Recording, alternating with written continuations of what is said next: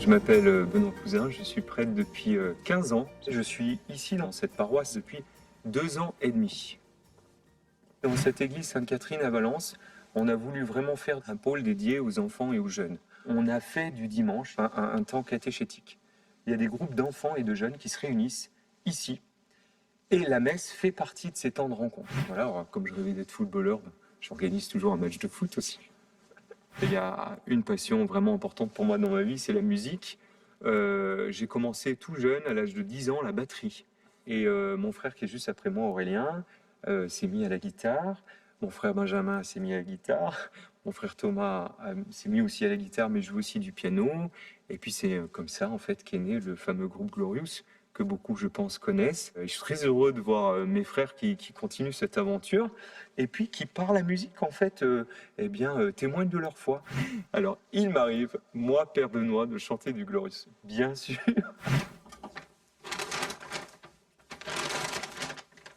Je m'appelle Antoine, j'ai 72 ans, je suis président de Saint-Vincent de Paul Valence, la conférence, depuis 5 ans. Une association de fraternité qui a pour objectif de s'occuper des pauvres, particulièrement, et des personnes seules. Notre intérêt, c'est de pouvoir, je dirais, porter l'évangile auprès des autres, porter le message d'amour de Jésus-Christ, tout simplement.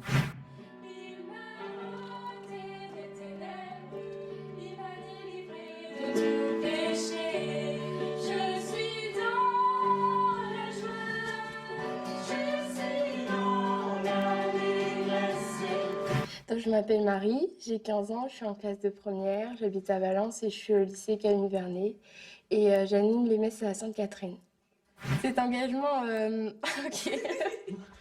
cet engagement dans l'animation, c'est pour moi déjà une partie de ma foi. C'est aussi un service pour les autres. Je les fais prier et tout. Je les aide à prier en quelque sorte, en chantant à la messe. Tu connais les questions? Non, justement. Ce que j'aimerais que les gens perçoivent, c'est que on anime les messes, on est assez quand même content de le faire. C'est un truc où on se sent bien aussi, il y a de l'ambiance et tout, donc voilà.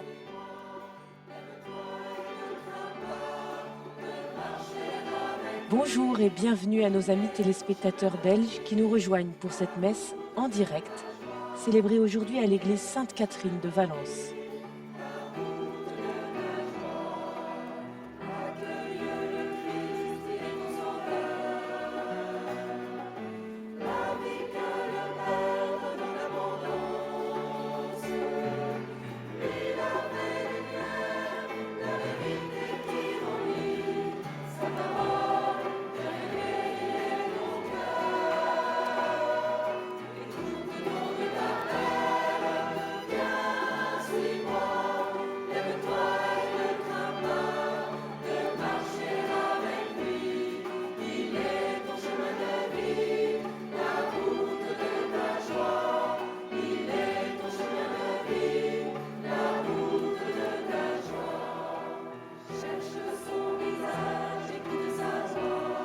Merci à la communauté valentinoise qui nous accueille avec une très grande joie qu'ils ont à cœur de nous partager.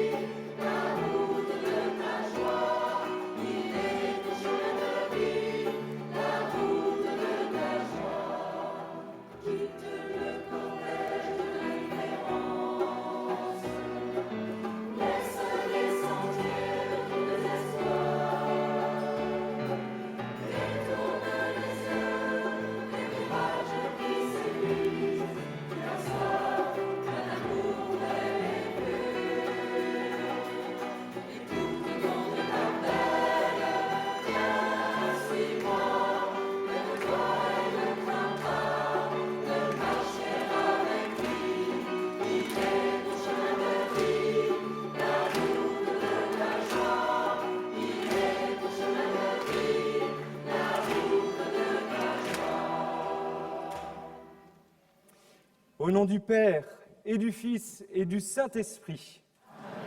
Le Seigneur soit avec vous. Frères et sœurs, chers amis, chers téléspectateurs, bienvenue à l'église Sainte-Catherine. Notre joie est grande de célébrer aujourd'hui cette Eucharistie pour la gloire de Dieu et le salut des hommes. Nous sommes heureux de pouvoir aujourd'hui rejoindre celles et ceux qui, depuis leur poste de télévision, vont vivre avec nous et avec notre communauté paroissiale la messe de ce jour. Nous clôturons la semaine de prière pour l'unité des chrétiens. Le pape François a demandé dans la lettre apostolique du 30 septembre 2019 que ce troisième dimanche du temps ordinaire soit le dimanche de la parole de Dieu. Nous allons, frères et sœurs, tous ensemble écouter la parole de Dieu. Soyons particulièrement attentifs, puisque Dieu vient parler à notre cœur. Écoutons Jésus nous dire en ce jour, « Convertissez-vous, car le royaume des cieux est tout proche.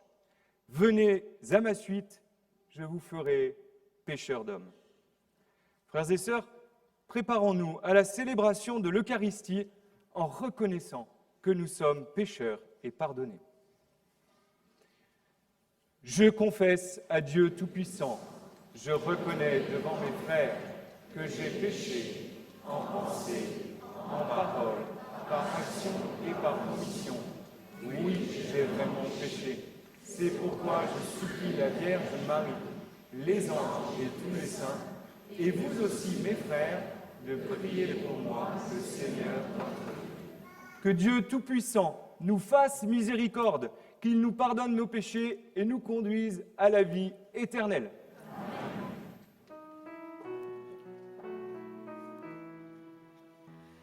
Pitié,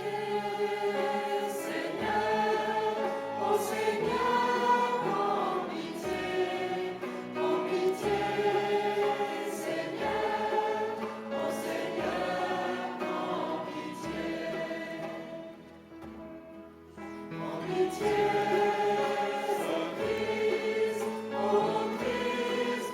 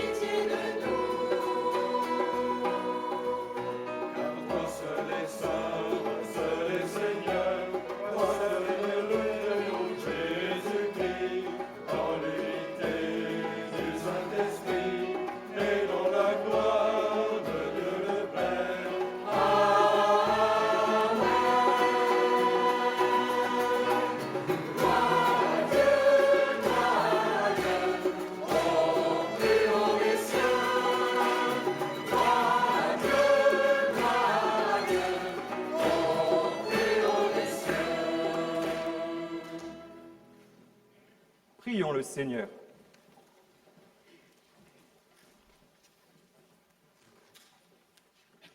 Seigneur, ravive ton Église au souffle de l'Esprit, qu'elle avance dans l'amour de la vérité et travaille d'un cœur généreux à l'unité de tous les chrétiens. Par Jésus-Christ, ton Fils, notre Seigneur et notre Dieu, qui règne avec toi et le Saint-Esprit, maintenant et pour les siècles des siècles. Amen.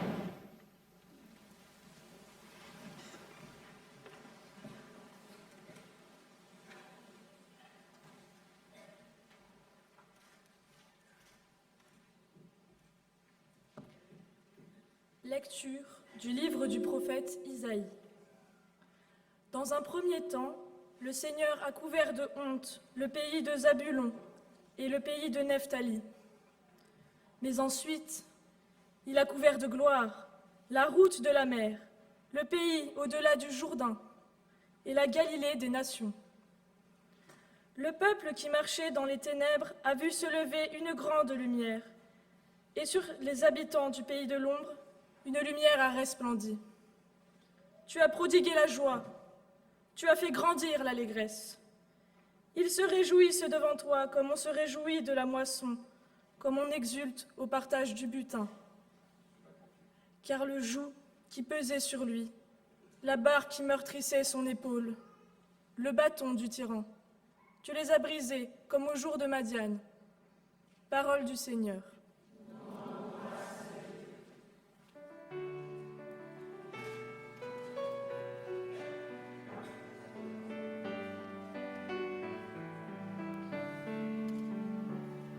Le Seigneur est ma lumière et mon salut. De qui aurais-je crainte? Le Seigneur est le rempart de ma vie. Devant qui tremblerais-je? Le Seigneur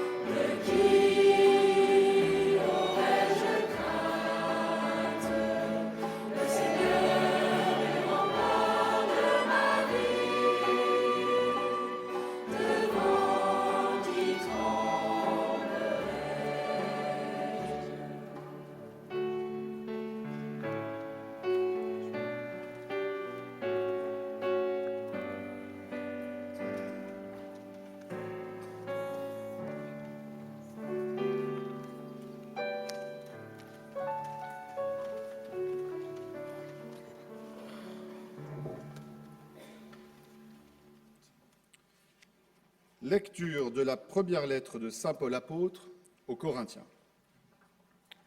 Frères, je vous exhorte au nom de notre Seigneur Jésus-Christ, ayez tous un même langage. qu'il n'y ait pas de division entre vous. Soyez en parfaite harmonie de pensée et d'opinion. Il m'a été rapporté à votre sujet, mes frères, par les gens de chez Chloé, qu'il y a entre vous des rivalités. Je m'explique. Chacun de vous prend parti en disant « Moi, j'appartiens à Paul » ou bien « Moi, j'appartiens à Apollos » ou bien « Moi, j'appartiens à Pierre » ou bien « Moi, j'appartiens au Christ ». Le Christ est-il donc divisé? Est-ce Paul qui a été crucifié pour vous? Est-ce au nom de Paul que vous avez été baptisés? Le Christ, en effet, ne m'a pas envoyé pour baptiser, mais pour annoncer l'Évangile, et cela sans avoir recours au langage de la sagesse humaine, ce qui rendrait vaine la croix du Christ. Parole du Seigneur.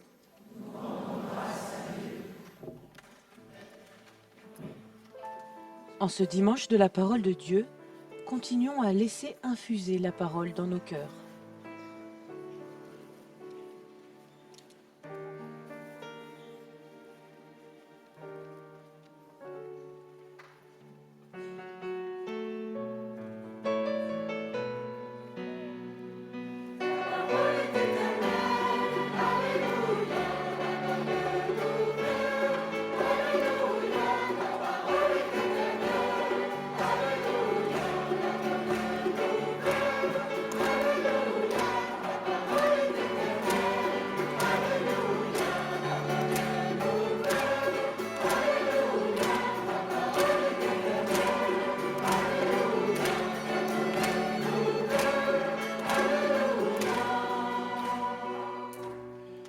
Jésus proclamait l'évangile du royaume et guérissait toute maladie dans le peuple.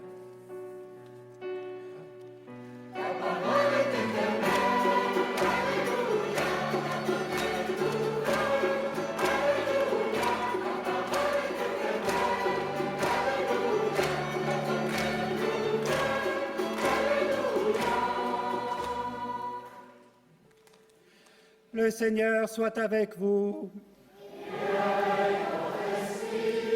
Évangile de Jésus-Christ selon saint Matthieu.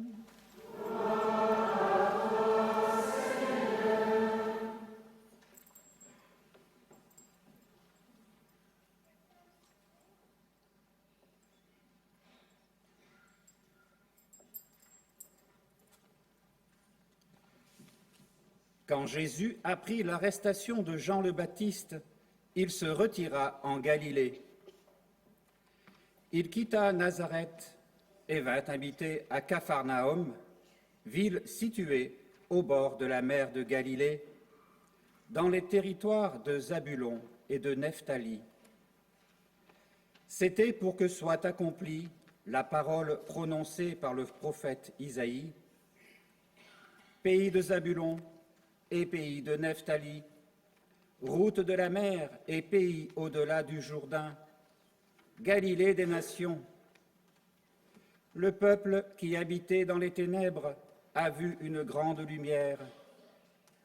Sur ceux qui habitaient dans le pays et l'ombre de la mort, une lumière s'est levée. À partir de ce moment, Jésus commença à proclamer « Convertissez-vous, car le royaume des cieux est tout proche. » Comme il marchait le long de la mer de Galilée, il vit deux frères, Simon, appelé Pierre, et son frère André, qui jetaient leurs filets dans la mer, car c'étaient des pêcheurs. Jésus leur dit, « Venez à ma suite, et je vous ferai pêcheurs d'hommes. » Aussitôt, laissant leurs filets, ils le suivirent. De là, il avança et il vit deux autres frères, Jacques, fils de Zébédée, et son frère Jean, qui étaient dans la barque avec leur père en train de réparer leurs filets. Il les appela. Aussitôt, laissant la barque et leur père, ils le suivirent. Jésus parcourait toute la Galilée, Il enseignait dans leur synagogue, proclamait l'évangile du royaume, guérissait toute maladie et toute infirmité dans le peuple. Acclamons la parole de Dieu.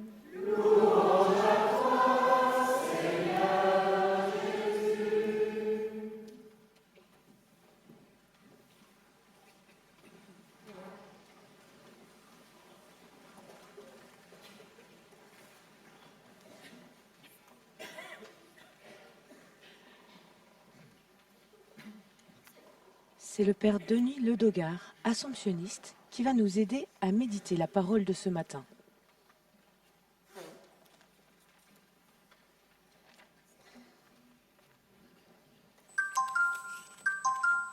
Ah, frères et sœurs, excusez-moi, mais j'ai un message.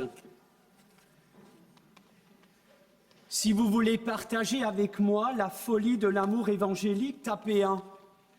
Si vous voulez vivre des rencontres passionnantes avec l'humanité, tapez 2. Pas sérieux, s'abstenir. Il s'agit là d'un appel lancé par Jésus depuis la mer de Galilée. Mais qu'est-ce qui a bien pu pousser Jésus à appeler des hommes pour venir l'aider? Il vient d'apprendre l'emprisonnement de son cousin Jean-Baptiste, qu'il aimait et qu'il admirait. Jean-Baptiste est victime de son franc-parler, de son amour pour la justice, pour la droiture. Mais vous connaissez la chanson? Il a dit la vérité, il sera exécuté. Jésus aurait pu, à partir de ce moment-là, rester sagement chez lui et continuer son métier de charpentier. Mais bien au contraire, il prend la décision d'aller à Capharnaüm, quittant Nazareth, minuscule bourgade sans histoire, blottie dans les replis de ses collines. Capharnaüm, une ville de carrefour, une ville bruyante, active, où se croisent des personnes de nations différentes, de races et de cultures. C'est que Jésus veut être là où ça bouge, là où ça vit, là où ça chante. Jésus aime être au milieu du monde. Mais, comme nous le rappelle le pape François, à la périphérie. Jésus veut pouvoir annoncer aux tout-venants l'Évangile, et cela sans distinction. D'ailleurs, il reprend à son compte la prédication de Jean-Baptiste « Convertissez-vous, car le royaume des cieux est tout proche ». Sauf que pour l'annonce de l'Évangile, il ne peut pas rester seul. Son premier acte n'est donc pas de faire un miracle, mais de lancer un appel. L'aventure de l'Église va commencer dans la situation banale de ces marins pêcheurs. Mais avez-vous remarqué, curieusement, Jésus n'appelle pas Pierre, André, Jacques et Jean lors d'une fête religieuse, lors d'un moment où on se recueille, mais bien au cœur même de leur quotidien, en plein travail professionnel. Frères et sœurs, quelle audace! Jésus engage à sa suite des pêcheurs, car pour lui, pour aller prendre les hommes, c'est comme pour aller pêcher des poissons. Attraper des poissons permettait à Pierre de faire vivre sa famille. Devenir pêcheur d'hommes leur permettra de prendre dans le filet de leur amour, de leur sollicitude, la grande famille de l'humanité. Quelle tâche exaltante! Oh, il ne manque pas aujourd'hui de poissons à taquiner. Ils sont nombreux et variés. Alors, frères et sœurs, que vous ayez tapé 1 ou 2 aux propositions de Jésus, peu importe. Chacun de nous peut devenir le baladin pêcheur de la tendresse et de la miséricorde de Dieu, au chevet de l'humanité assoiffée d'amour et de bonheur. D'ailleurs, l'océan est immense et il recouvre tous les champs apostoliques. Jésus, d'ailleurs, nous en ouvre les perspectives dans la finale de l'Évangile. Il est cet homme qui se laisse émouvoir par toutes les souffrances, physiques ou spirituelles, rencontrées sur son chemin. Frères et sœurs, et vous? Quelle part active allez-vous donner pour assurer une pêche exceptionnelle en vue du royaume? Amis, chers jeunes, les apôtres n'ont pas cherché Jésus. Il a pris l'initiative de les rencontrer et de les inviter. Mais leur réponse est tellement inconditionnelle et immédiate qu'elle nous paraît presque invraisemblable. Mais Jésus a prévenu dans son SMS du début, pas sérieux, s'abstenir.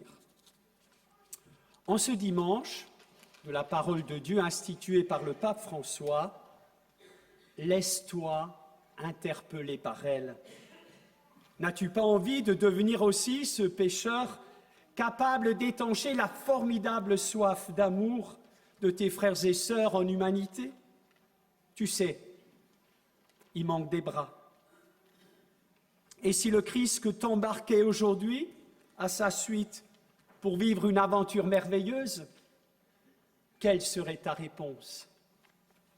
Qu'attends-tu, cher jeune, pour partager tes talents? Tu n'as qu'une vie. Un jour, le Seigneur m'a séduit. Et comme Pierre, je me suis laissé séduire. Je ne regrette rien de mon engagement au service de l'homme. En ce jour même, je reconduis le contrat qui me lie à jamais au Christ. Il est pour moi un compagnon de route extraordinaire.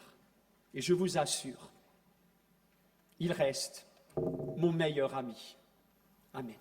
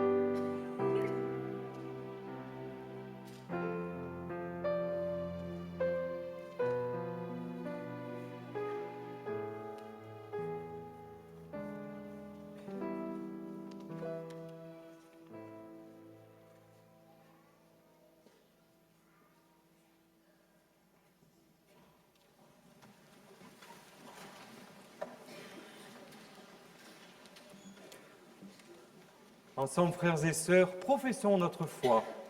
Je crois en Dieu, le Père Tout-Puissant, Créateur du ciel et de la terre, et en Jésus-Christ, son Fils unique, notre Seigneur, qui a été conçu du Saint-Esprit, est né de la Vierge Marie, a souffert sous Ponce Pilate, a été crucifié, est mort, et a été enseveli, et descendu aux enfers.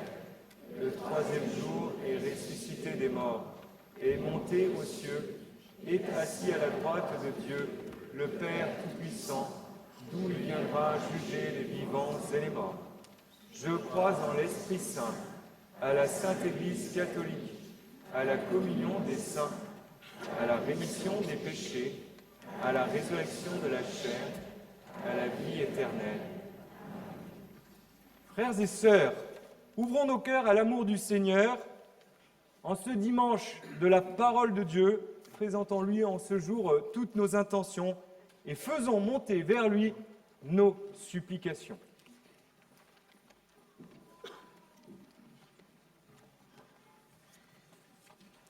Seigneur, envoie ton esprit de force et de lumière à tous ceux qui, dans ton Église, sont chargés de transmettre ta parole, et en particulier les théologiens, les catéchistes, les aumôniers de prison et d'hôpitaux.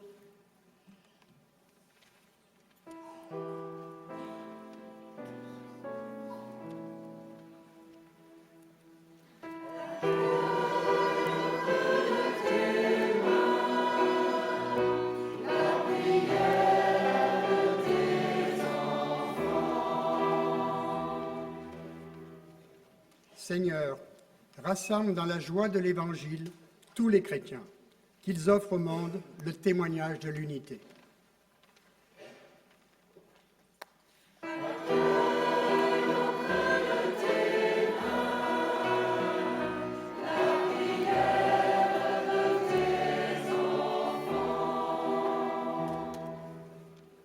Seigneur, nous te confions toutes les personnes qui sont seules, les plus démunis, les prisonniers, les sans-abri, ainsi que tous ceux qui leur viennent en aide, et en particulier les membres des conférences de Saint-Vincent de Paul qui œuvrent dans nos quartiers.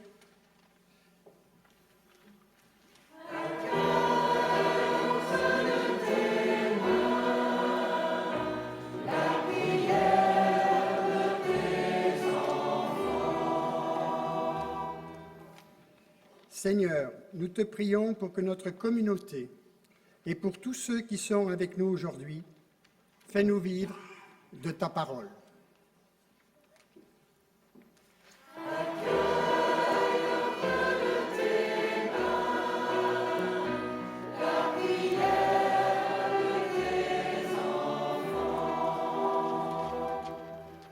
Seigneur, accueille les prières que nous faisons monter vers toi. Accueille celles que nous portons dans nos cœurs. Accueille les prières que portent tous les téléspectateurs. Daine les accueillir, toi le vivant, pour les siècles des siècles.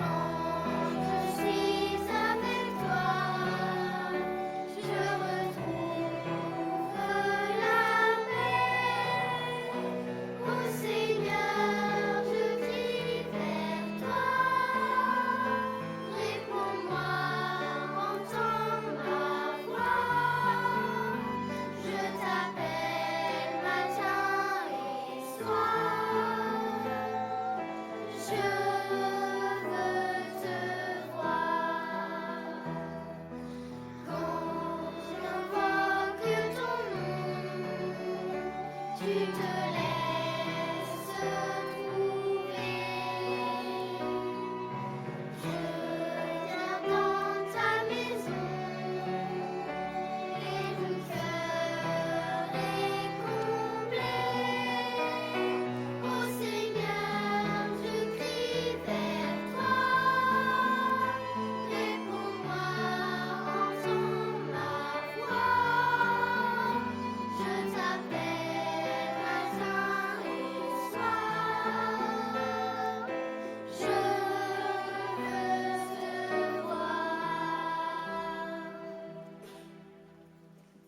Prions ensemble au moment d'offrir le sacrifice de toute l'Église. Dans le sacrifice que nous t'offrons, Seigneur, consume le péché qui divise les chrétiens, puisqu'ils sont d'un même corps par le baptême, qu'ils puissent communier un jour à la même table par Jésus le Christ, notre Seigneur. Le Seigneur soit avec vous. Élevons notre cœur. Rendons grâce au Seigneur notre Dieu. Vraiment, il est juste et il est bon de te rendre gloire, de t'offrir notre action de grâce, toujours et en tout lieu. À toi, Père très saint, Dieu éternel et tout-puissant. Par lui, tu nous conduis à la connaissance de ta vérité, nous appelant à devenir son corps, grâce à la même foi et par un seul baptême. Par lui, tu répands ton Esprit Saint sur tous les peuples du monde, l'Esprit qui met en œuvre ses dons les plus divers et qui réalise l'unité. Il habite le cœur de tes fils, il remplit l'Église tout entière, il ne cesse de la guider. C'est pourquoi, avec les anges et tous les saints, nous proclamons ta gloire en chantant d'une seule voix.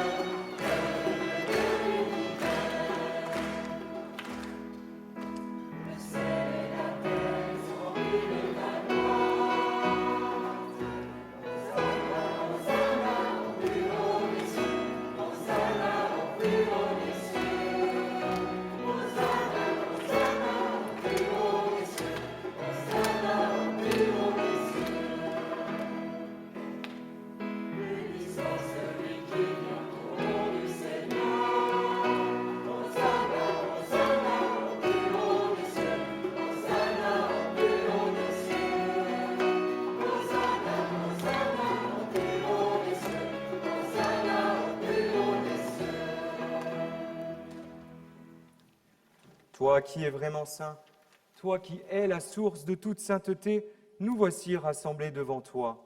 Et, dans la communion de toute l'Église, en ce premier jour de la semaine, nous célébrons le jour où le Christ est ressuscité d'entre les morts.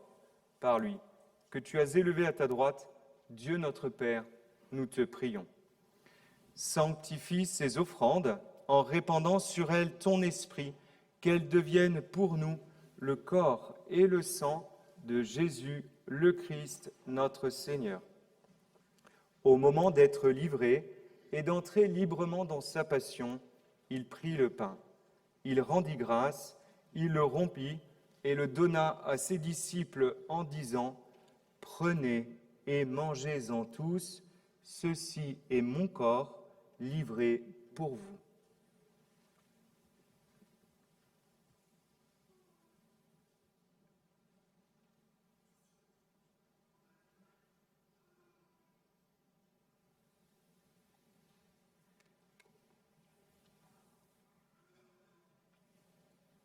De même, à la fin du repas, il prit la coupe.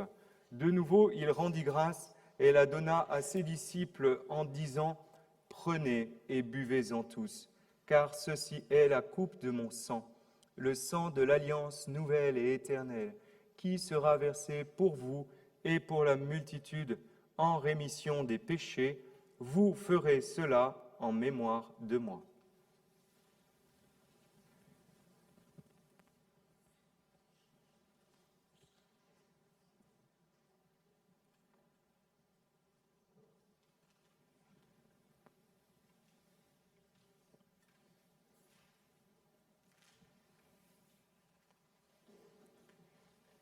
Chantons et proclamons ensemble le mystère de la foi.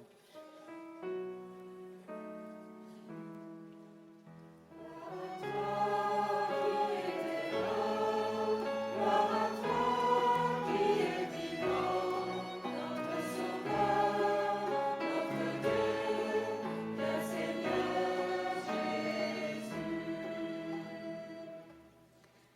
Faisant ici mémoire de la mort et de la résurrection de ton Fils, nous t'offrons, Seigneur, le pain de la vie et la coupe du salut, et nous te rendons grâce, car tu nous as choisis pour servir en ta présence. Humblement, nous te demandons qu'en ayant part au corps et au sang du Christ, nous soyons rassemblés par l'Esprit Saint en un seul corps. Souviens-toi, Seigneur, de ton Église répandue à travers le monde. Fais-la grandir dans ta charité avec le pape François, notre évêque Pierre-Yves et tous ceux qui ont la charge de ton peuple. Souviens-toi aussi de nos frères et sœurs qui se sont endormis dans l'espérance de la résurrection, de tous les hommes qui ont quitté cette vie. Reçois-les dans ta lumière auprès de toi. Et sur nous tous, enfin, nous implorons ta bonté. Permets qu'avec la Vierge Marie, la bienheureuse Mère de Dieu, avec Saint Joseph, son époux, avec les apôtres et les saints de tous les temps qui ont vécu dans ton amitié, nous ayons part à la vie éternelle et que nous chantions ta louange par Jésus-Christ, ton Fils bien-aimé. Par lui, avec lui et en lui, à toi, Dieu le Père Tout-Puissant, dans l'unité du Saint-Esprit, tout honneur et toute gloire pour les siècles des siècles.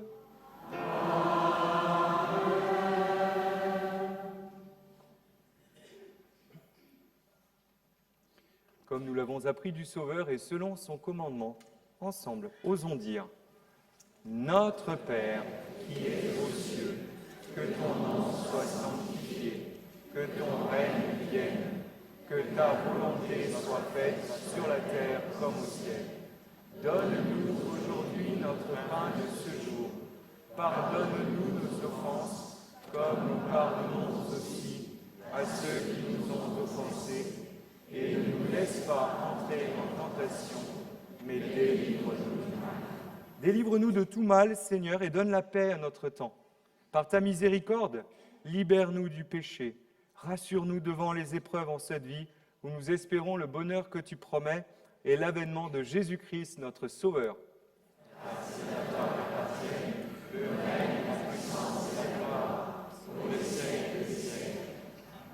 Seigneur Jésus-Christ, tu as dit à tes apôtres, « Je vous laisse la paix, je vous donne ma paix. » Ne regarde pas nos péchés, mais la foi de ton Église.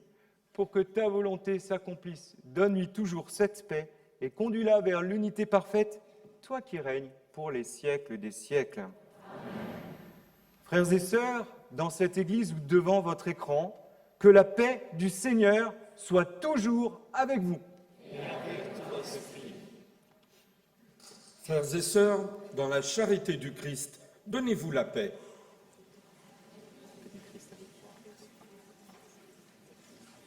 Oui, que la paix et la joie du Christ soient avec chacune et chacun d'entre nous, où que nous soyons.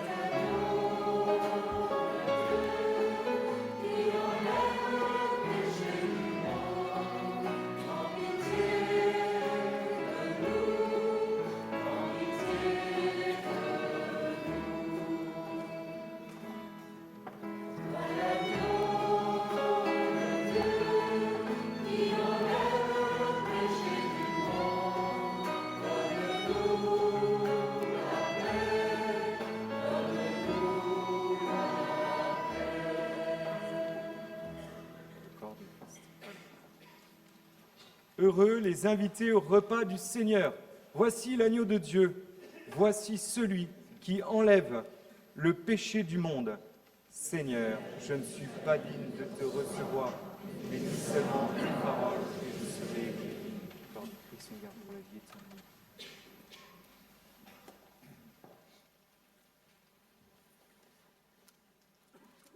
Que le sang de Christ nous garde pour la vie éternelle.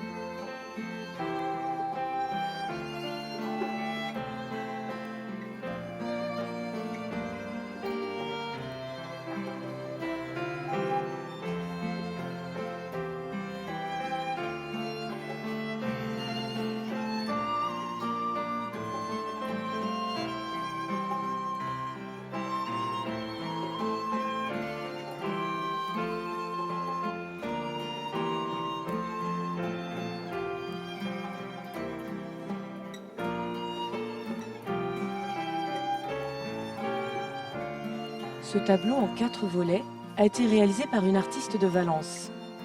Il nous invite à nous laisser toucher par les paroles de l'anamnèse. Tu as vaincu la mort.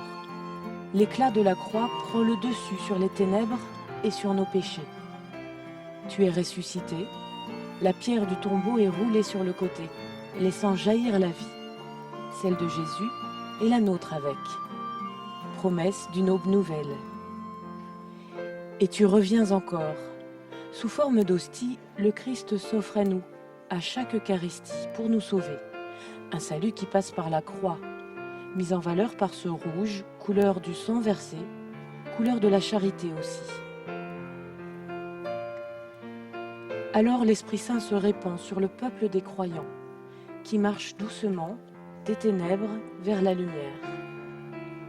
C'est l'ouverture de notre Église vers le monde, avec la première en chemin, Marie, Mère du Christ. Tu as vaincu la mort, tu es ressuscité, et tu reviens encore pour nous sauver. Que ce tableau nous fasse chacune et chacun replonger dans ce grand mystère de la foi, le don de Jésus pour notre salut.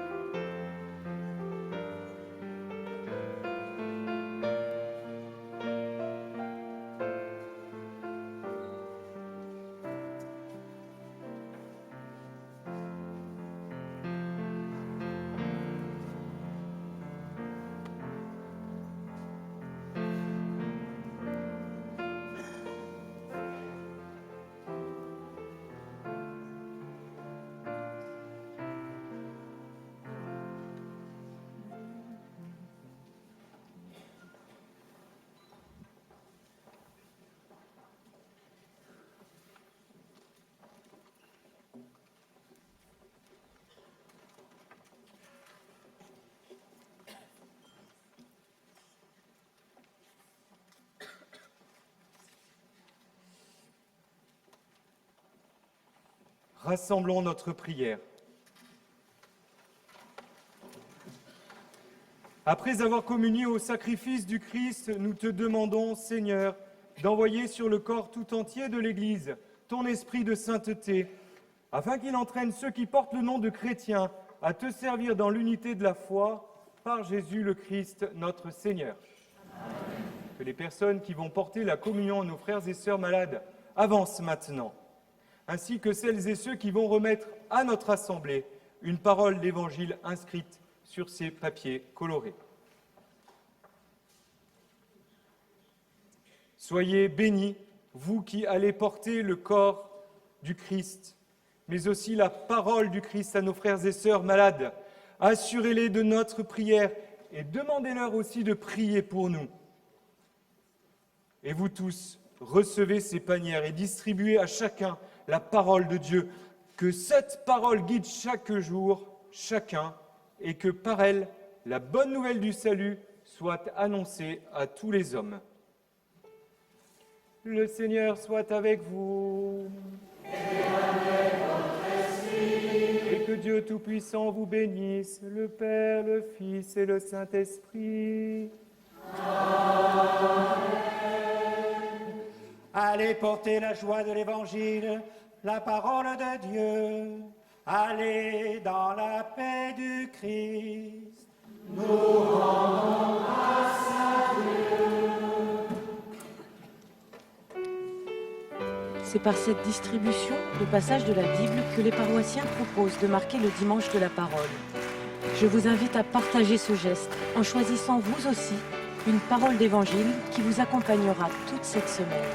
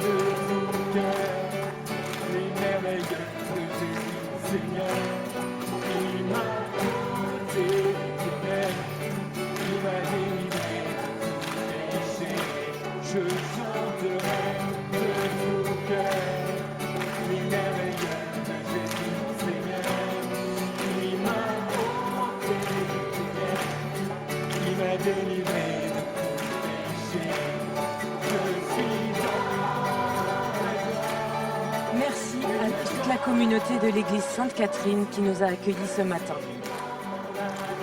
Que la joie immense et l'allégresse de cette célébration nous accompagnent toute la journée et pour la semaine à venir. Tout de suite, nous retrouvons Parole inattendue avec le frère dominicain Dominique Collin qui nous invite à croire et espérer en la lumière. Très bon dimanche à tous.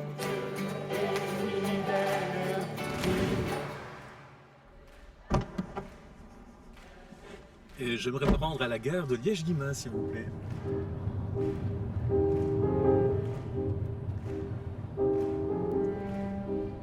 Je suis frappé par l'actualité de cette parole d'abord. On est quand même dans un monde et une époque qui est un peu noire. En fait, il y a une sorte d'opacité du temps, tout semble plus difficile, moins d'avenir. On sait qu'il y a évidemment la menace du réchauffement climatique, mais il y a d'autres aspects très sombres en fait aujourd'hui. Et se dire qu'en fait, cette parole nous dit que plus il fait noir, plus on peut voir une lumière. Pour moi, plus que jamais, j'ai l'impression que l'antidote, c'est l'évangile. J'ai coutume de dire que l'évangile, pour moi, c'est la communication de la joie d'exister. Communiquer, c'est partager. On dit que le feu communique la chaleur. Moi, j'ai envie de dire que l'évangile, il communique cette joie d'exister. Et c'est vraiment l'antidote à la tristesse et au désespoir ambiant. Pour moi, le secret, c'est d'abord d'être dans l'espace de la rencontre. Et dans l'espace de la rencontre, il y a des petits miracles, il y a des événements, comme j'aime dire. Je crois que Jésus ne vivait que ça dans les évangiles. Enfin, il n'avait pas un programme, une stratégie. Il rencontrait des gens Et il disait à l'un ou à l'autre, allez, ta foi, ta confiance en la vie, le fait qu'il est bon de vivre, eh bien te relève. Pour moi, c'est ce miracle-là de l'Évangile dont j'aime aussi être le témoin. Il fut un temps, quand j'étais bien plus jeune, où j'aimais peut-être les assurances et les certitudes. Et puis j'ai dû découvrir, et grâce à la rencontre, grâce aussi à des amis, grâce à mes études de philosophie, que c'était justement quand on lâchait prise, quand on osait le risque de la foi, qui est donc un risque de la confiance, qu'on entrait dans une autre démarche. Ça peut paraître étonnant, mais pour moi, la foi, c'est pas une certitude contre l'incroyance, c'est une manière de vivre l'incroyance. Il n'y a rien d'évident, ni Dieu, ni l'Évangile, ni le Christ. Et j'aime beaucoup cette phrase de Jacques Lacan qui dit « Seul un incroyant peut dire je crois ». Seul un incroyant peut dire je crois. Je trouve cette phrase extraordinaire. Et elle me parle tellement que je pense qu'elle dit quelque chose aussi de l'expérience spirituelle ou de l'expérience de vie de foi qui est la mienne. La parole inattendue du frère dominicain et théologien Dominique Collin, qui est à retrouver comme d'habitude sur nos réseaux sociaux et sur notre site internet. Dominique Collin qui vient de publier un livre dépoussiérant, comme à son habitude. L'Évangile inouï, c'est son titre et c'est chez Salvator. Dimanche prochain, une fois n'est pas coutume, nous parlerons, oui, de cinéma. Pourquoi l'Église en ce moment fascine-t-elle tant le cinéma? Réponse après la messe qui sera célébrée dans le 6e arrondissement de Paris. D'ici là, je vous souhaite de passer un beau dimanche, une très belle semaine et surtout, portez-vous bien.